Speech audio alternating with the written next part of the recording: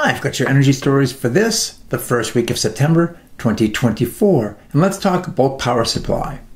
California will contract as many as 2,000 megawatts of long-duration energy storage resources as part of a 10.6 gigawatt clean energy technology procurement program to be deployed between 2031 and 2037.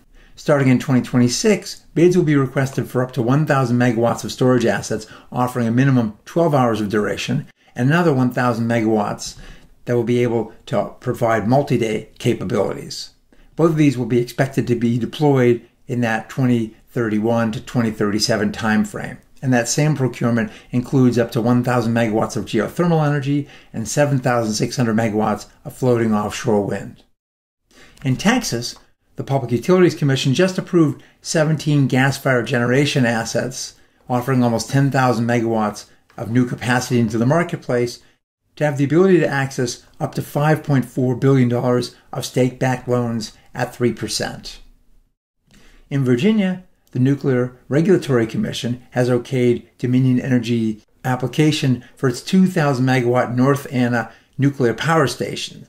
That operating license will now be extended an additional 20 years, giving it the ability to run through 2058 and 2060 for the two reactors respectively.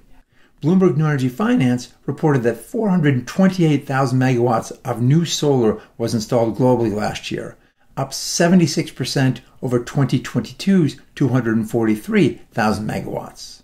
And advanced geothermal startups Sage Geosystems and data company Meta have agreed to a deal for up to 150 megawatts of geothermal energy to be offered on a 24/7 basis somewhere east of the Rocky Mountains. Phase 1 of the project would operate by 2027 and apply fracking technology to deep hot rock, harnessing that heat to generate electricity. Sage previously has announced a 3 megawatt contract with San Miguel Electric Co-op to deliver geothermal energy later this year. China's Mingyang has installed its first massive 20 megawatt turbine designed for offshore environments. The first machine will actually be installed on land, but the idea is to test it there and ultimately begin deployment offshore. In EV land, GM and Samsung SDI have finalized terms of a deal for a $3.5 billion EV battery factory in Indiana with commissioning in 2027. The factory, which was delayed about a year owing in part to market conditions, will boast an initial capacity of 27 gigawatt hours and a maximum capacity of up to 36 gigawatt hours per year. This is GM's fourth such factory with a total capacity of 140 gigawatt hours annually. Also, with respect to EVs, Nissan just approved an updated 20 kilowatt bidirectional charger from Fermata for use with its Leaf EV that won't void the warranty.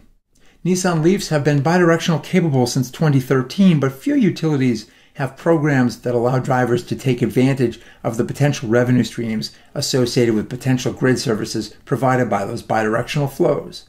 There are a few pilot programs out there and more in the works, but we haven't seen anything broad scale as of yet. And on a down note, virtual power plant company Swell Energy is shutting down shortly after it acquired solar and storage installer Renew Energy. As a result, a few utilities may be left struggling to respond. In Hawaii, Swell has a $25 million 80 megawatt, 100 megawatt hour contract to deliver grid services to Hawaiian Electric from distributed batteries. And in California, Swell has been collaborating with Sacramento Municipal Utility District in a distributed energy program planned to start at 10 megawatts and 20 megawatt hours and expanding to 27 megawatts and 54 megawatt hours over a period of 6 to 12 years. We'll see who fills in those gaps. And finally, Total Energies, the French energy giant, is paying $100 million to preserve U.S. forest land. It has signed an agreement with A New Climate and Aurora Sustainable Lands to reduce timber harvesting across nearly 750,000 acres in 10 states. It's a risky strategy. Microsoft had a similar deal to protect trees in southern Oregon, and much of that protected forest perished in a 2021 wildfire, with those carbon credits literally going up in smoke. Well, that's all for this week. Thanks for watching, and we'll see you again next week.